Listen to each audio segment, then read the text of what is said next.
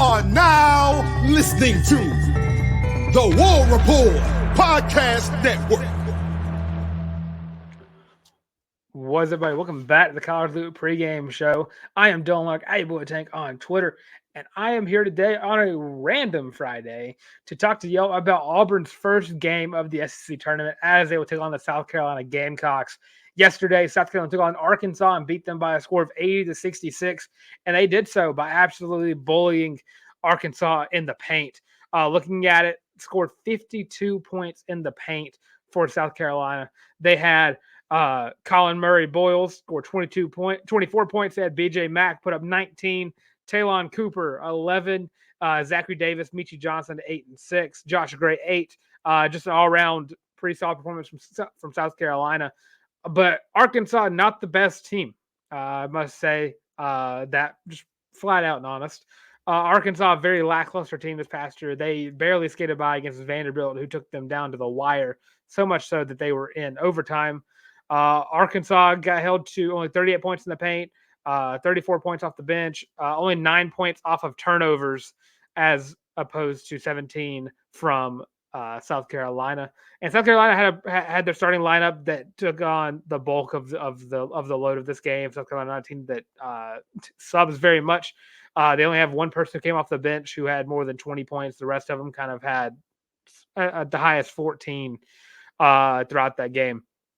But with that, I kind of want to look at what happened last time these two teams met in just a month ago. But I will say, if you are tuning in to this episode of the pregame show, leave your predictions for this game in the comments below. But Auburn will take on South Carolina at 2:30 on ESPN. And last time these two teams met, it was an absolute butt whooping, if you will. Auburn beat South Carolina 101-61, a 40-point deficit for South Carolina and a 40-point win for the Auburn Tigers. Last time these teams played, Michi Johnson and Colin Boyles were the two big scorers. South Carolina scored 22 and 19. And of course had BJ Mack put up 14 that game. But after that, you had 6 combined points from the rest of the players. South Carolina did not shoot the ball extremely well. They only had 30 points in the paint versus Auburn. That's because Auburn has a big three that you have to severely be worried about whenever, no matter who you are going against Auburn. Held them scoreless from 3-point line in the second half. Only held them to 8 field goals in the second. South Carolina, 8 points off turnovers. Only had 1 point off the bench.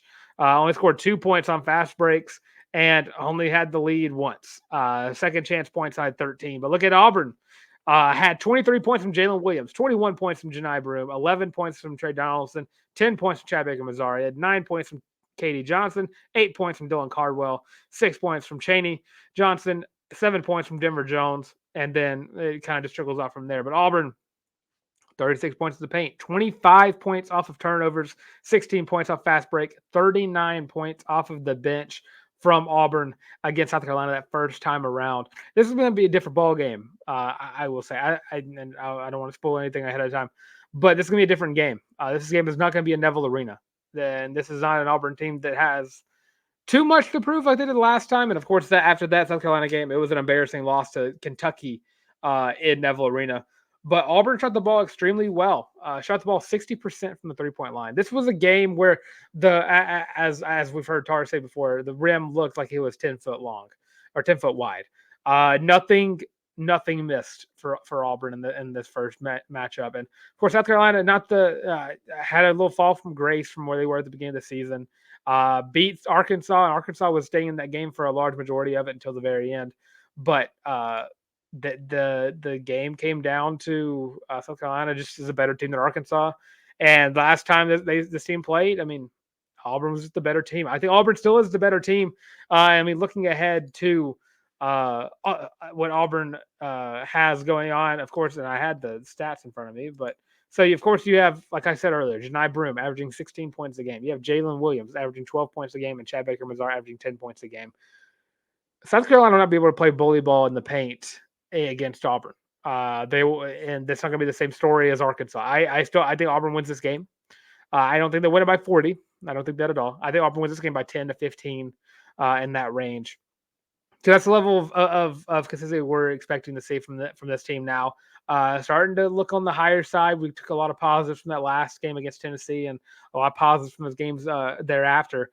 But this is a very balanced Auburn basketball team. The big three in the front court are going to be your meat potatoes of this team. Aiden Holloway has been playing pretty well after his mixed bag that he had in the middle of the season. But the confidence is starting to rise for Aiden Holloway. You have a very solid Trey Donaldson right after him. Denver Jones can just out of nowhere just shoot the ball from the three and not miss.